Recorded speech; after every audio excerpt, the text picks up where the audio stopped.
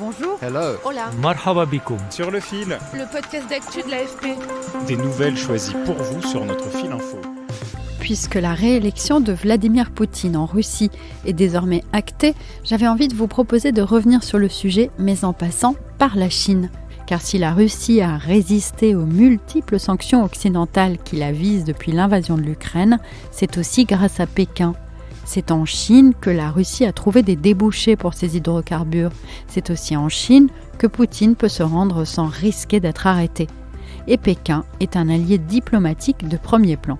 Et selon la chercheuse Alice Ekman, qui est responsable de l'Asie à l'Institut des études de sécurité de l'Union européenne, ces liens représentent bien plus qu'une alliance de circonstances. Dans un petit livre passionnant, paru il y a quelques mois, Chine-Russie, le grand rapprochement, Alice Ekman explore cette relation solide qui préfigure selon elle la volonté d'instaurer un nouvel ordre mondial post-occidental où les démocraties n'auront qu'une place marginale. Nous l'avons invitée dans Sur le fil pour en parler. Sur le fil.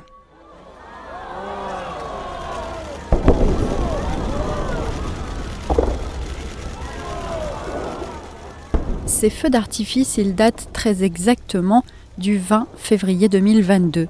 C'était lors de la cérémonie de clôture des Jeux Olympiques d'hiver à Pékin. Poutine a attendu la fin des JO pour lancer son offensive en Ukraine, 4 jours plus tard. Vladimir Poutine et Xi Jinping se connaissent bien. Les deux hommes se sont rencontrés plus de 40 fois. Ils ont presque le même âge, 71 ans pour le premier, 70 pour le second. C'est d'ailleurs à Poutine que Xi a réservé sa première visite d'État pour inaugurer son troisième mandat en mars 2023.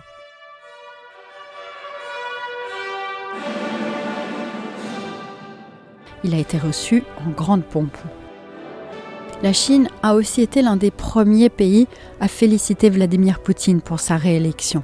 Écoutez le porte-parole du ministère des Affaires étrangères chinois, Lin Qian. La Chine exprime ses félicitations. La Chine et la Russie sont l'un pour l'autre les plus grands voisins et des partenaires de coopération stratégique globale. Nous sommes convaincus que sous la direction stratégique du président Xi Jinping et du président Poutine, les relations entre la Chine et la Russie continueront à progresser. La Chine est vraiment un soutien majeur de la Russie. Et si la Russie aujourd'hui résiste assez bien économiquement, mais même aussi sur long terme, malgré ses échecs, il y a quand même une certaine endurance qu'on peut observer depuis le début de l'invasion, c'est en partie grâce à la Chine. Dans son livre, Alice Ekman explique comment et pourquoi cette alliance s'est forgée depuis près d'une décennie. Commençons par la question militaire. Selon Alice Ekman, le soutien de la Chine est bien plus important qu'il n'y paraît, même si jusqu'à maintenant, elle n'a pas fourni d'armes à la Russie. La Chine n'a pas l'habitude de soutenir par des dons ou exportations d'armement un conflit directement. Mais ça ne veut pas dire qu'elle ne contribue pas à l'effort de guerre russe par le renforcement des échanges commerciaux entre les deux pays. Ce renforcement des échanges commerciaux permet, entre autres, avec le maintien d'autres relations économiques bilatérales, à la Russie de résister assez bien aux sanctions. Les échanges commerciaux ont augmenté de plus de 30% en 2022 par rapport à 2021, de plus de 25% en 2023 par rapport à 2022, donc c'est significatif. Et aussi, la Chine contribue indirectement à l'effort de guerre russe en lui fournissant des composants électroniques qui ne sont pas des composants électroniques à usage militaire direct, mais qui sont à usage dual et qui permet aussi à la Russie de contourner les sanctions technologiques auxquelles elle fait face. Même si économiquement, la Russie, 11e puissance économique mondiale, est un nain face à la Chine qui est 2e, chacun y trouve son compte. La Russie exporte des hydrocarbures vers la Chine qui en a besoin et elle importe des voitures électriques chinoises. La puissance spatiale russe intéresse aussi Pékin et pour leurs échanges, ils utilisent souvent leur monnaie, des roubles et des yuans. La Russie, en tant que membre permanent du Conseil de sécurité de l'ONU, reste une puissance diplomatique, membre des BRICS, etc. Ça reste une puissance militaire, malgré toutes les limites que l'on voit en Ukraine. C'est une puissance nucléaire, donc c'est aussi intéressant pour la Chine. C'est une puissance militaire qui a une expérience de théâtre d'opération. L'armée populaire de libération n'a pas ces expériences-là, donc c'est pour ça aussi que les exercices militaires conjoints sont d'intérêt pour la Chine. Donc il y a aussi une certaine complémentarité. Les deux pays ont d'ailleurs signé un accord de partenariat stratégique, je cite, sans limite, en février 2022, à peine quelques jours avant le début de la guerre en Ukraine. Moscou soutient aussi la position de Pékin sur Taïwan, qu'elle considère comme un territoire rebelle.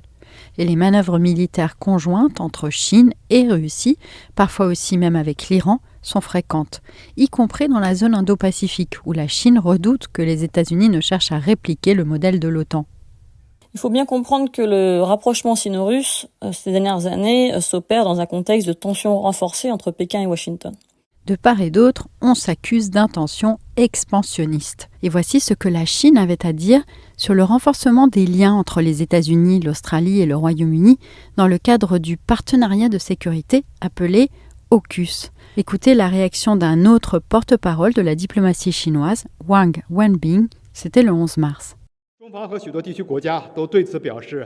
La Chine et de nombreux pays de la région ont exprimé leur vive inquiétude et leur opposition sur ce partenariat.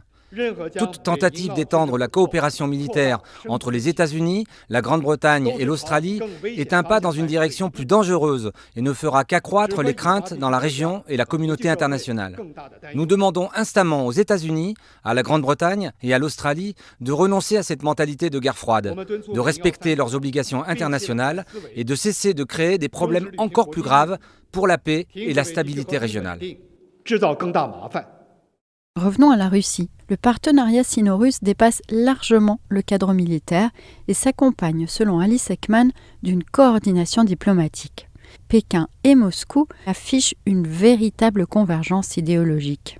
J'ai cherché longuement des points de tension éventuels. On ne voit pas. Je ne vois pas d'opposition, d'incompatibilité entre les positions chinoises, que ce soit sur l'Ukraine, sur la Syrie, sur Taïwan, sur Gaza, sur certaines tensions en Afrique subsaharienne. Ils ont des positions alignées ou à minima compatibles.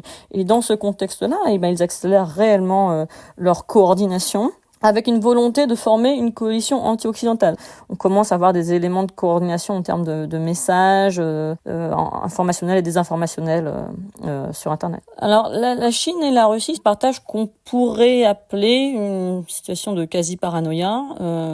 Ils ont peur de ce qu'ils considèrent être des révolutions de couleurs fomentées par l'Occident en sous-main. La Chine a beaucoup analysé les tensions dans les pays du Maghreb, les tensions antérieures en Ukraine et ailleurs, et considère que les troubles sont la faute des États-Unis, de leurs alliés. Et ce partenariat renforcé est basé à la fois sur la volonté de faire en commun face à l'Occident, mais aussi sur une perception commune de la menace intérieure, c'est-à-dire qu'ils considèrent que l'Occident, les États-Unis, et en premier lieu la CIA, souvent sous une perspective qu'on pourrait qualifier de complotiste, et derrière toutes les mobilisations dans la rue, toutes les manifestations, et que lutter contre l'Occident, c'est maintenir la stabilité politique interne. Et peu importe que l'Union européenne soit le premier partenaire commercial de la Chine, très loin devant la Russie, selon Alice Ekman. Malgré l'importance du marché européen pour l'économie chinoise, la diplomatie chinoise ne considère plus l'Europe comme un partenaire prioritaire. Lorsqu'on regarde le document qui présente l'initiative globale de sécurité que la Chine a lancée il y a 2 ans, le Sud global, ce pays en développement et l'émergence, sont les partenaires prioritaires. La Russie est aussi un partenaire, mais l'Europe n'est mentionnée nulle part, ni les États-Unis, bien sûr. Alors j'ai posé une dernière question à Alice Ekman. Je lui ai demandé ce que c'était que ce nouvel ordre mondial post-occidental que la Chine et la Russie appellent de leur vœu.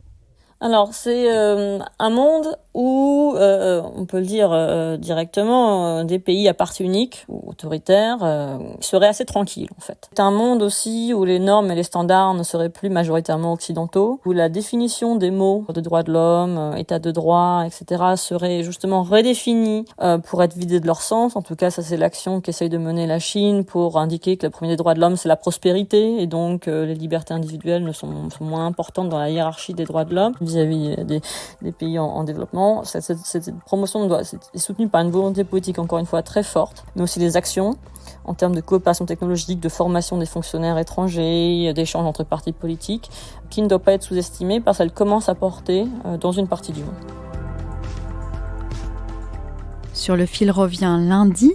Merci beaucoup de nous avoir écoutés. Je suis Michaela Cancela-Kiefer. Si vous aimez notre podcast, n'oubliez pas d'abord de vous abonner et ensuite de nous mettre 5 étoiles dans votre app de podcast préférée. Cela nous encourage. À très bientôt.